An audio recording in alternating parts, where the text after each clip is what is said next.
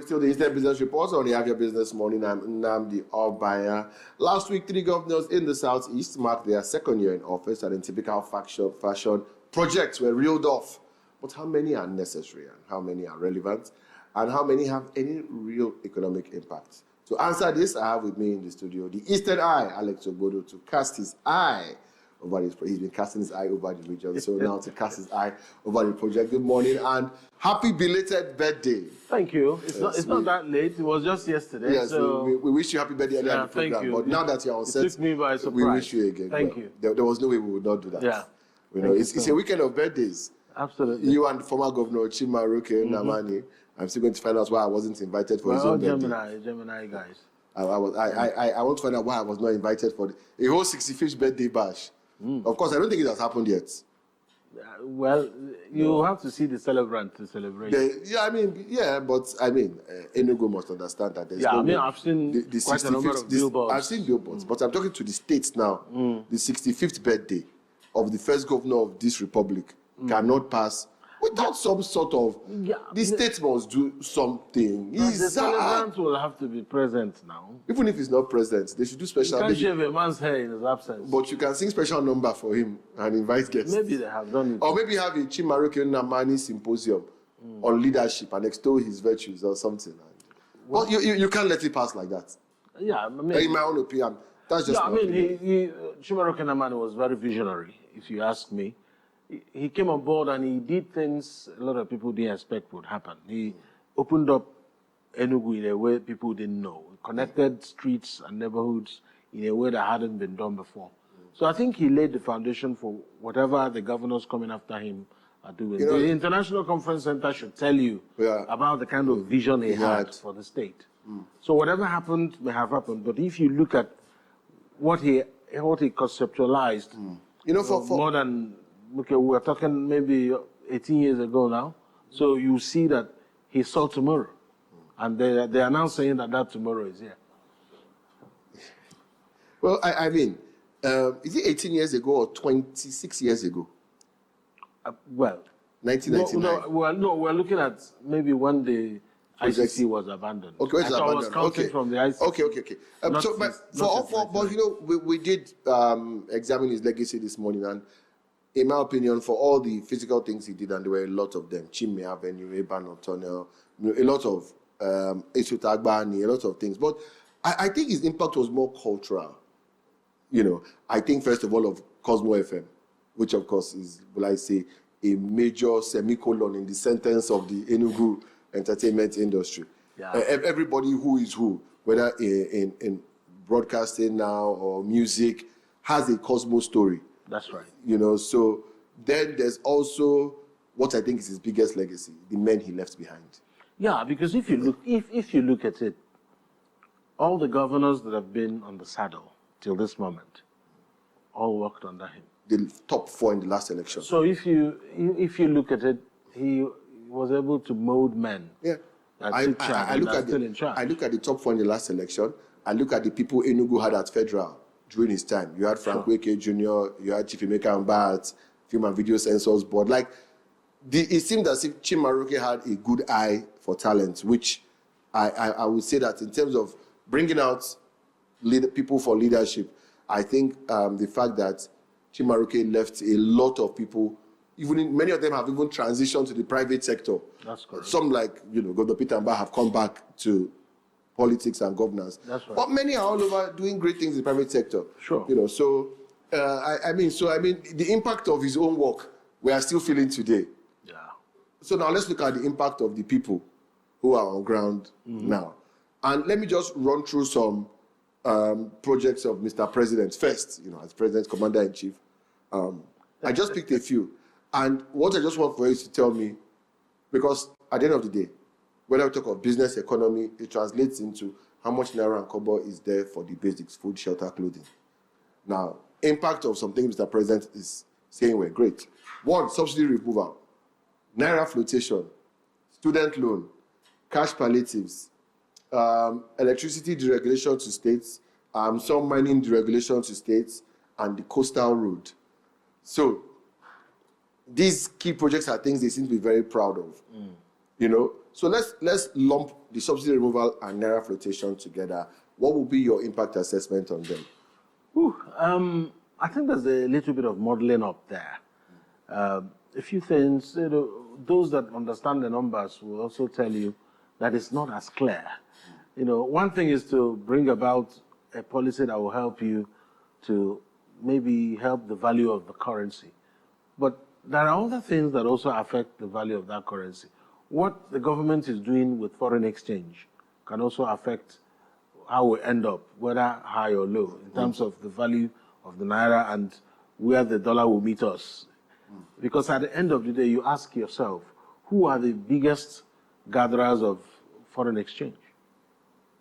It's still the people in government. Yeah. So in that case, you can float the naira, do whatever you want. If you don't take steps that will help the naira to be strong, it doesn't make sense.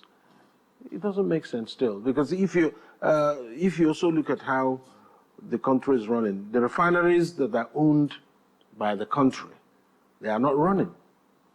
So except you have a productive economy, your own currency will not be strong. Because it will be, those are the things that your currency will anchor on to be vibrant. Because people must do productive things with their own currency, so that when you decide to use it to trade internationally, you can now compare fairly to the strong currencies. There has to be productivity. But if you're not producing, you can't go to the international market with any productive agenda. So that's where the problem is. Government can continue to make attempts. Once in a while, they will dip their hands in the foreign reserve to help the naira. I mean, just today we're talking about the CBN giving $120 million to banks. The other day it was 80 million. Like, it seems as if they're just dipping their hands and giving to help the naira artificially. What is happening within the country that will help the country to be boisterous? I mean, if you have factories that are employing people, those people will pay taxes. So you want to expand your tax net, employ people now. But how do you employ people if there's no employment? Who will employ them? The government cannot employ everybody. But have you made it possible for those who want to establish small businesses to flourish? Because everything we're doing in the country, if we don't pay attention to small businesses, how will all those things, those two things you lumped now and asked me, how are they affecting small businesses? Imagine those that are having to survive on petrol use, or even they use diesel. You know how much we spend on diesel here. Sometimes you have to grow extra gray hair, battling over that. But you cannot understand companies or small businesses that are just coming off the ground. People who don't even have a basic grip. So any shift, if there's 15 naira on top of the fuel price, it alters how much they will charge the next person. And they want to go for a place that they get the cost cheaper. So at the end of the day, if the people are not feeling it, I listened to Ojus Okalo the other day. He was saying that whatever the president is doing is currently having impact at a macro level, that it will soon start trickling down. I think that's basically my summation of how the thing has fared. I think the only impact they've had is the student's loan. But so who is receiving the student loan? I mean, what's your impact assessment? Do you think it's something, because I've not gotten any kind of comprehensive or widespread feedback from students of, we are so happy. What we hear is the government saying, we have given. Nobody will come and say they are so happy when they take a loan, because remember, you will still pay back. You will pay back, but I mean the fact that, what I wanted to see was, where are the families that are grateful for the burden of education taken off them? But you will not see that. I mean, there's a problem with water in Enugu. But there are homes that are drinking water. Have they come out to make... I say it every time I get the chance, that I have water. But that's you. That's you. There are thousands, hundreds of thousands of people who have access to the water. But they will not speak up to say they have water. They only want to say that they don't have water, even though water is running in their homes. People are not speaking up. But they know that their children access these loans. They will tell you, Kassan not support the government. And so that they will say, I'm supporting government. They know people just don't want to. After all, it's government's work.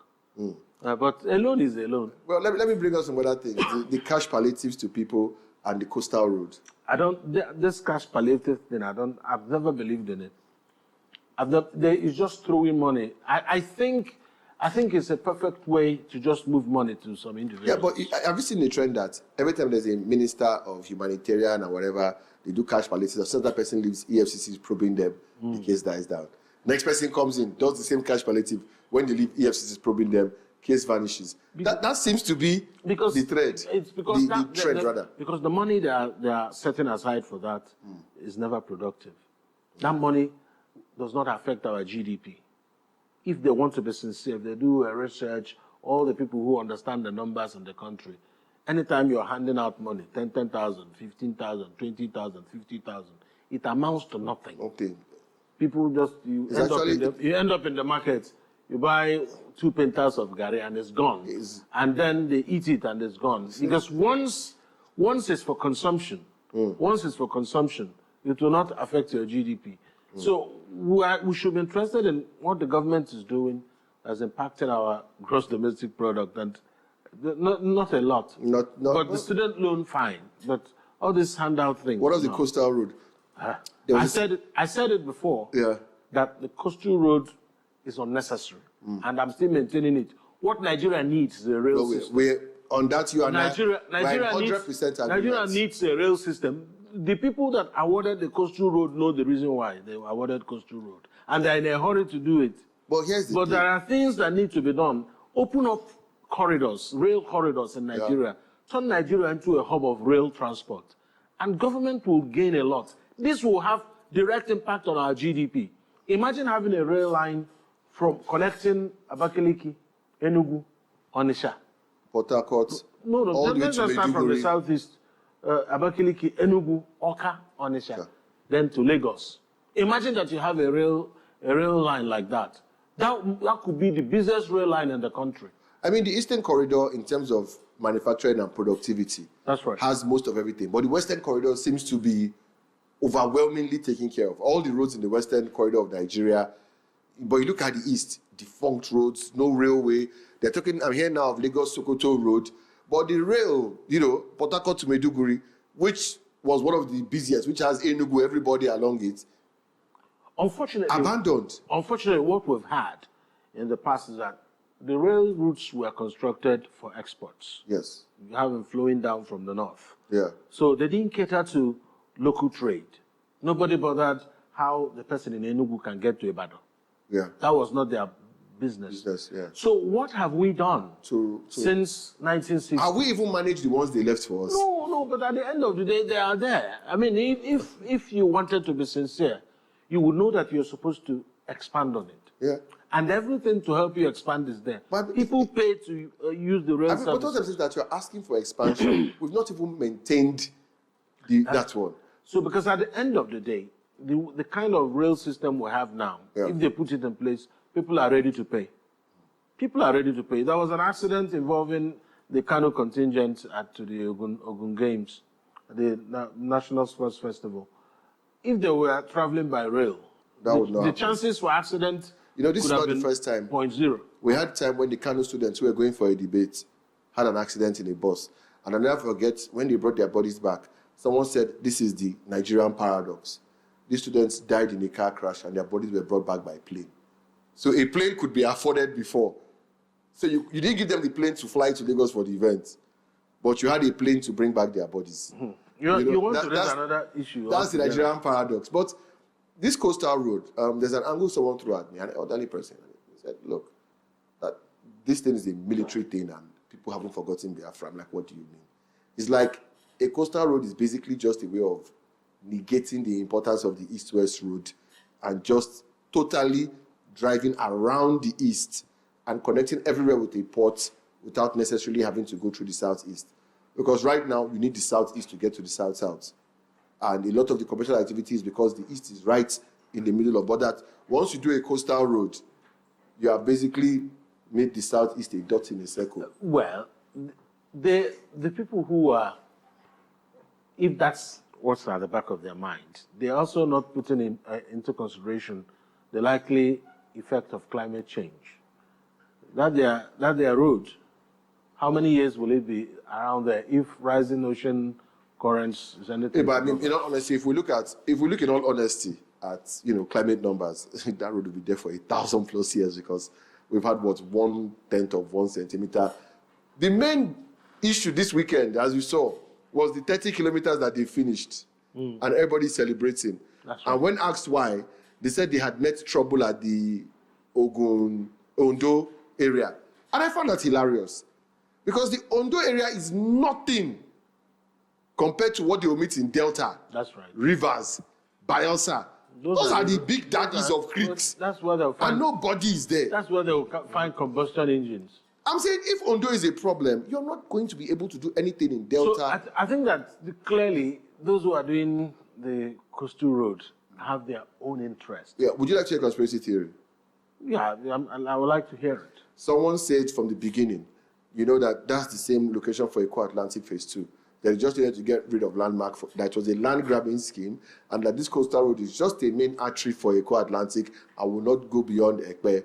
And if we don't believe, we should watch that they will soon terminate it and tell you it's no longer feasible after they've done the Eco Atlantic stretch. 30 kilometers in, we've commissioned. Well, at the end of the day, they have their interests.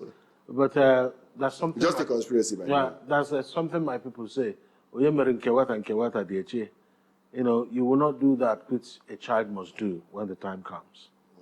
There are things. The Roman Empire used to control the world. It came to a point. The Roman Empire crumbled. But they had powerful Caesars. Yeah. From time to time, things started weakening. You can only hold on to power at a point, the tightest.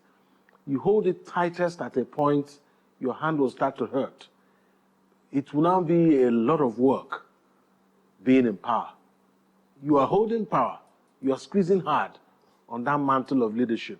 But at a point, your hands will start hurting. You are the person in power. Yeah. But it starts to hurt, holding on to power. The throne becomes a pink cushion. It becomes a huge responsibility for you to hold on because there will be so much for you to cling on to. At the end of the day, that thing you're trying to avoid will blow up on your face. The Southeast cannot be ignored. Today is 2nd of June. Yeah. They know. They should be asked why they have negative excitement about the Southeast. They know. If you have the fastest growing economy in the late 50s and 60s, they know why they have negative excitement. They know. They are avoiding to plug, there's something here. They don't want to plug us on to power because they are afraid of what will happen in this landscape. It will happen. It will happen. Nobody will stop it. What will be is nobody will stop it. So let's now domicile our impact assessment locally. Right. Abia, you have the Aba Port Harcourt Road, you have the new area market, you have geometric power, you have they taken over the Aba Mall, you've had the palm oil produce project, and you've had the road infrastructure around Abia State. So what will be your own impact assessment in terms of the Aba projects on the people? Like, are they the most relevant, or is there something the Abia government is missing? The roads. Because if you looked at Aba and the kind of ugly pictures and videos we've seen from Aba in the last 3 years before Uti came in, you go to Aba and in some places the water will even move above your knee. I'm sure you've seen those videos. I was there. So I was there. If that kind of thing was happening, even if it's for the people's blood pressure to normalize, I mean, if your people are healthier because of how their government have performed, that's something. It has touched them. They can move around. They can go and do their businesses. That's ease. It's a great ease of doing business accomplishment for OT. Imagine having to drive smoothly to your destination, deliver your goods, conduct your business, and go back in one piece without having to stop and hire people to carry your car. On that, perfect. I think that he came and he saw that his people were really hurting from underdevelopment and bad governance. So he decided to throw himself at it and started dealing with it. It's not going to be easy because the people who he took the power from are not also resting. They keep fighting him with negative press but he keeps fighting them with things he's putting in place. So the roads are very, as you can tell, both the rich and the poor will drive on the roads. The mall, it's okay to get the mall, but you see, the mall thing, I'm not sure mall. Well, it had been abandoned for a while. Yeah. They want to use it for something else. They've paid compensation to the Yeah. people who had it. The mega mall. That's right. Probably maybe a market extension, production hub. Yeah, I mean, I'm that sure can they'll work. find something to do with it, but I think it's just being idle. Yeah, it's not lying nice. there. It's And not of course, nice. in such a, just before Moses Yama, it's such a security risk. Yeah, that's having that it. kind of large abandoned place Yeah. just at the People can mouth of use it for Abade. anything. It may become a dark spot. And when you have a dark spot over a period of time, what happens is that dark spot will just become darker. Every year passes, it becomes darker. Yeah. The grass will be thicker. When you are passing at night, you can imagine all kind of terrible And things. the people who can that could hide happen there, Absolutely. spring out, do what they want to do. But, then there's geometric power. Yeah, geometric power. Well celebrated. Unmissable. Came there, Abba power still there. Yeah. But people in Abba are groaning of bills. Yeah, I mean, that's what's going to be, because here we are still dependent on gas. Gas is the main artery, the thing that really plugs you on. That's how you power the plant. And the cost of production here is also very high. I mean, ask them how much they're buying the gas too. It's not going to be easy. And remember, Professor Bassett had to really go through a lot before geometric power actually finally switched on to supply power, being the first independently built power plant in southeast. In the southeast, that's what it is. In the south, because I'm sure south they have pockets of power plants either by the oil companies or some of those people concerned in those kinds of businesses. But if you look at it, imagine that geometric power has the capacity to power the whole of Southeast, which is possible. Nobody's even thinking about that. It is scalable. I can expand that. But then you see, there are business contradictions. EEDC is there. So if you are going to have that, well, EEDC might decide to, okay, if you're not getting all the power you need from the national grid, they can decide to offtake from because all they need is to sell the power. Yeah. They don't generate. They don't generate, they just sell. They distribute, so they can decide to get from geometric power if they have excess. If Enugu needs, I mean, that's the plan in Enugu. Yeah. 2 Gencos are already coming online. EEDC already has created their subsidiary main power here. So it's, but speaking of that, I mentioned when I was talking about Mr. President, electricity and mining, they've relinquished all the rights to the states. What do you think the impact will be on the states? Yeah, some of the states, I have to give credit to Enugu, how they move fast. I think they were the first to set up their own regulatory commission, Enugu yes. Electricity Regulatory That's Commission. In fact, people come here to look at their brief, to even, despite about having a power plant, but Enugu had the regulatory framework first. So it says a lot about people sitting down and formulating policies, because I knew how they sat down and formulated the policies. They invited stakeholders. In fact, I was present at the event. People even joined from diaspora virtually and were making contributions when they were working on the policy document before they eventually unveiled as a proper commission. So that's a big plus. It tells you that there are people who actually sit down to think at the policy side. Because at the end of the day, if the policy is not right, it will be easy to contradict. But if you work on it well, you are well on your way to a very good destination. So that's just what it is. So then, since we're in Enugu, let's be here.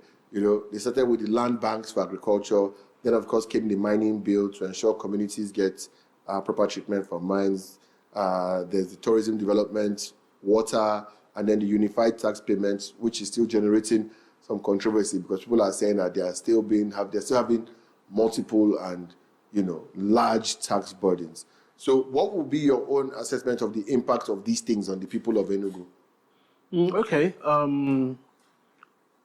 The what we call farm estates, Those are, if you like, call it land bank, whatever. But the farm estates will be beneficial, of course. One thing you know, that for you to have a farm, people must get involved. I'm much more interested in whatever it is you're going to have. How many people will get involved? How many people will be connected indirectly? So if, for instance, in my place, Ozala, there's a farm estate there, and we cultivate, just for purposes of this, what we're doing here, example, yam. We cultivate yam and we'll get a lot of tubers there. It will mean that the surrounding communities can benefit. The markets, it can be moved to markets. But if nobody takes what we're producing, and some guy goes to his barn and has the biggest barn in Enugu and no one sells the yam, it doesn't make sense. I'm much more interested in how do you handle the produce. The off-taking is a very big problem. So, I mean, I know Governor Peter Mbine, last interview you had, he said that the government agro-processing was going to make themselves off-takers, guaranteed off-takers. Yeah, that's great. Because for the farm estates. That's the only way to sustain the farmers. Because if no one takes what they're producing, they will just be toiling for nothing. But the important thing is that you are plugging people on. Once you plug them on, it can only get better. You look at whether you need a 60-watt bulb or a 120-watt bulb. You keep increasing your capacity. As if your room keeps increasing, you keep increasing the size of your bulb. So, but if there's no off-taker, you wouldn't need to expand your bulb. But I mean, I hope that happens. But I mean, it's a real thing. It's a nice thing to do. Talking about tax, see, at the end of the day, maybe because I've been paying tax for God knows how long, you know, a lot of times you pay it even before the thing hits your account. I guess that, again, government needs to continue to explain. I think that no communication on this will be enough. And I always say that government needs to do that. Enugu State government needs to talk more. The governor needs to also come out and connect more with the people. You can be doing beautiful things, but we need to see you connecting with the people in their real essence. Touch them, be with them. You can have wonderful policies, but you have to connect with the people in a way that makes everything look natural. A lot of nice things happening, but we need to see the governor outside in the mix of it, talking to our people on why they have to pay their tax. That this is the reason why we are doing this. Because if you don't pay your tax, we couldn't have completed ICC, we wouldn't get CNG buses, we wouldn't build bus terminals, we wouldn't dream about Enugu Air, there wouldn't be contracts for the first zip line in this part of the world. Somebody needs to explain it, knowing that what you are building is for our people. This is for our people. So you can't, if you build what we don't need, it doesn't make sense. It may be beautiful, but it wouldn't make sense. People need to know why they need to continue to pay tax. Sometimes your parents will say something to you you don't like, or they send you on an errand you don't like. Sometimes some parents will call you, this is for this and this is for that. At this age, I understand some of the things my parents told me 35 years ago. It's now clear to me. I didn't need any explanation now. So you understand why your father will sometimes be quiet and wouldn't say anything. When you make noise around him, he will shout at you, you are disturbing somebody. He was doing the mathematics on how you will go to school.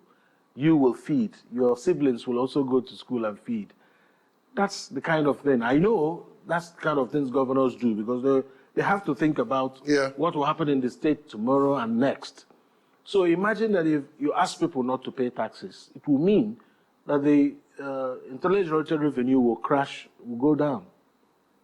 If it goes down, nobody will have that dream about building ambitious projects. At the end of the day, communication is key. Very key, and again, not just communication, it's about how you're communicating it. Ndị Enugu deserve to be told in a proper way. If it's by the governor, fine. They need to hear you explain to them, this is why we need to do this. I mean, nobody will be averse to that. If you explain to me why I have to pay more taxes or why my taxes will have to be more, I think I will understand. If I don't get an explanation, if the only explanation is that we're using the taxes to build roads, I mean, people need to be told. It's not something they are used to doing. If you look at from 1999 till 2023, people were not really used to paying their taxes here. Yeah. So it's going to take some time. This is 2 years. They have to continue to communicate on why those taxes need to come. Because if it doesn't come, Lagos are benefiting from taxes. So Enugu cannot be the only place. And from the listings we've seen, Enugu is one of those states that can survive without their FAC, just basing it on how much they are making. So if that's the case, I don't think we're doing badly. I'm talking now like an Enugu man. Okay. Impact assessment, let's go to Ebonyi. Because when he first came in, he said he's going for human capital development. So we'll just quickly take Ebonyi. And I mean, he's faced mining rights too. Mining is a key part of what they are going for in Ebonyi.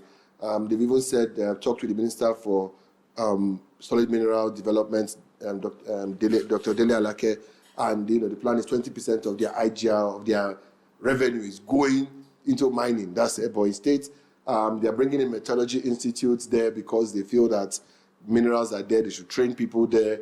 Since the mines are there, communities should have access to that. Then he's also going to rebuild the abandoned trade center, the tower which was abandoned at Jesco Junction there. He's been I think he's seized over 400 shops from illegal owners at the ultra-modern market, which I never knew was the Ebonyi State government because it was named after, it was called, I think, Princess Margaret Umahi Market. I never knew it was for the Ebonyi State government. But in terms of his activities, do you think he's properly facing his human capital development? And do you think the people are feeling the impact of Governor Nwifuru? Not just, well, is he facing it probably? Are they feeling the impact? I have to take a deep breath to answer this. Maybe what may be affecting the way we see Ebonyi is the performance of Umahi. And when you have a governor, every governor want to do well, but the steps you take to do well will determine how well you will do. I think things are a bit slow there. With everything you've listed, what can you point out now that's in place? I mean, there's the, let's go to healthcare. He got ambulances, a lot of ambulances, got official cars for doctors, has increased the minimum wage for doctors to 500,000 to encourage doctors to stay in Ebonyi State. Is it sustainable? That's a good question. Is it sustainable? Because the next guy will come and say, I'm paying the civil servant 70,000. Why should I pay you 500,000? I mean, it's a nice thing because there's a lot of brain drain in that sector. Perfect, if they can sustain it well. But Ebonyi is like the largest mining site in the southeast. Well, with the exception of Enugu that has coal. If you look at that, do they have the capacity? They're trying to build it. Lots of things are happening. There are quarry sites here and there. So I think it's a good thing that he's doing that. How well that will turn out, we're going to see that. But I don't know, just for some reason, I'm thinking that I should have seen more. But then, I hope and I believe that they will have the personnel to take care of that. Because that issue of the mining thing. You've already started with the mining laws in the State House of Assembly. Yeah, the value chain, because you must sort out the policy part. Yeah. Your policy framework must be in place. And that's just one thing I loved about what Peter Ba did when he came. When he came, he did not start immediately to do any tangible thing. He kept having strategic meetings. At that time, he was having that strategic meetings. Julius Berger has started work at the road in Aba. So people started saying, he hasn't done anything, OT has finished the road. But what has happened now? What has happened now? People are now saying that he's doing a lot of things at the same time. He sorted out his policy. So I want to believe that Nwifuru has sorted out his policy, that we're going to start seeing real results. Actually, there's no time because we're entering politics. Next year is politics. Is there ever, I mean, you do election, just do your 2 you years. use the first 2 years of thanking people, so the other 2 years is campaigning. So there's never governance. So that's why that first 2 years is important. Because if you don't really get off the mark, if you have not so good start, there are sprinters who don't take off well, but they have good finish, like Usain Bolt. But not everybody has the frame and the long legs of Usain Bolt. If you don't have it, you must take off well. You must take off well. You take off well, you can brag with your achievements. Because no one knows what 2027 will be like. Because the kind of things that are happening, 2027 might present a different kettle of fish for a lot of the people who want to return. So at the end of the day, the party might decide to look elsewhere. And that's why you just have to make a good impression. But the good thing is that he's trying to sort out the human capital side of his people. Help those that are hawking and selling at the streets, fix this, fix that. We hope that works. And we hope that affects how people perceive the state externally. So if he's able to sort out all that, it would be nice. I hear there's a pipe production plant that's been also refurbished. That's fine too. Recently they launched Trans. They have a cab now running. Perfect too. People will get jobs. Whatever you're doing, make sure your people are getting, make sure that your people are getting the impact. That's just what it is. Ebonyi is strategic. Ebonyi is strategic because of the kind of things they have on offer.